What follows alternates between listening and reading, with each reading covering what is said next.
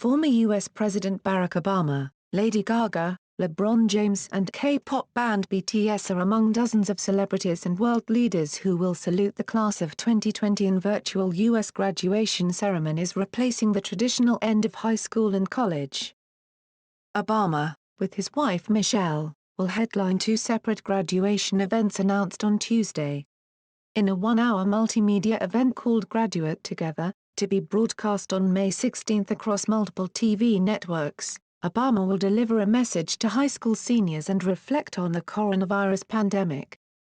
In a separate YouTube event called Dear Class of 2020, to be hosted by Michelle Obama's Reach Higher initiative and streamed on June 6, the former president will join with the likes of Pakistani Nobel Peace Prize winner Malala Yousafzai, BTS and former Secretary of State Condoleezza Rice in celebrating graduates across the United States.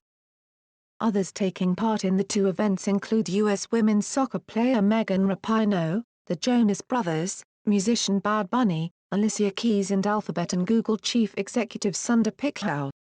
Schools and colleges shut down across the United States in mid-March because of the coronavirus epidemic, robbing students of milestone events and speeches in May and June marking the end of their formal education. President Donald Trump said last month that he plans to deliver the commencement address in person for the U.S.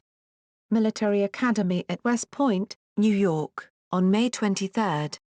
The White House on Tuesday did not immediately respond to a request for information on plans by other administration officials, but Vice President Mike Pence last month attended a U.S. Air Force Academy graduation ceremony in Colorado Springs where cadets sat 8 feet, 2.4 meters, apart. Other virtual events on offer include a podcast called Commencement, Speeches for the Class of 2020 inches on May 15 in which Hillary Clinton, Jimmy Fallon, John Legend and Eli Manning will be among some 24 personalities offering words of wisdom to graduates. Besides, ousted U.S. whistleblower says Trump health official played down coronavirus threat.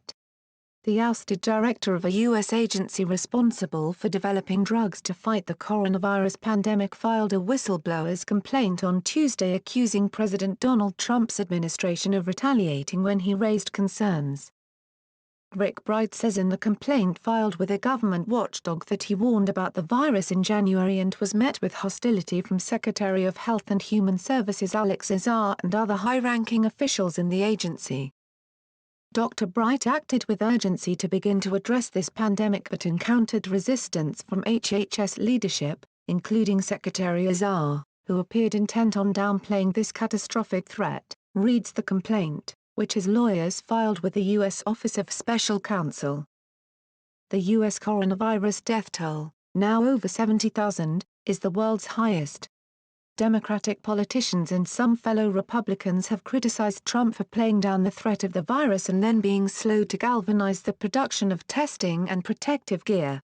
Bright's lawyers argue that his removal as director of the Biomedical Advanced Research and Development Authority, a division of HHS, violated a federal law protecting government whistleblowers. HHS spokeswoman Caitlin Oakley said in a statement that Bright was transferred to a job where he was entrusted to spend around $1 billion to develop diagnostic testing. "We are deeply disappointed that he has not shown up to work on behalf of the American people and lead on this critical endeavor," Oakley said. Bright will testify before a U.S. House of Representatives panel on May 14, a spokeswoman for Bright said on Tuesday. House Speaker Nancy Pelosi, the top Democrat in the U.S. Congress, called Bright's disclosures very damaging. "But you know the thing is that this points to the larger issue, where are the ethics in all of this?" she told MSNBC. "This is not a market opportunity for business, it is a moral imperative for public health in our country. The last thing we need is political interference into science." Bright said in a statement last month that he was demoted and reassigned to another position in part because he resisted efforts to push hydroxychloroquine and the related chloroquine as cures for COVID-19, the respiratory illness caused by the coronavirus. Bright said in a statement that the U.S. government has promoted the medicines as a panacea even though they clearly lack scientific merit. Bright, an expert in vaccines and therapeutics, was appointed to the post in 2016 before Trump took office. HHS said last month that Bright had been moved to a public-private partnership under the National Institutes of Health. Trump repeatedly touted the malaria drugs as a treatment for coronavirus, though few studies suggest a possible benefit. Bright's complaint seeks his reinstatement and requests a full investigation. In his complaint, Bright says his tensions with HHS leadership predated the coronavirus. Since 2017 he had been protesting cronyism and award of contracts to companies with political connections to the administration, the complaint says. The Office of Special Counsel, an independent U.S. government agency, investigates and can prosecute abuses against federal employees.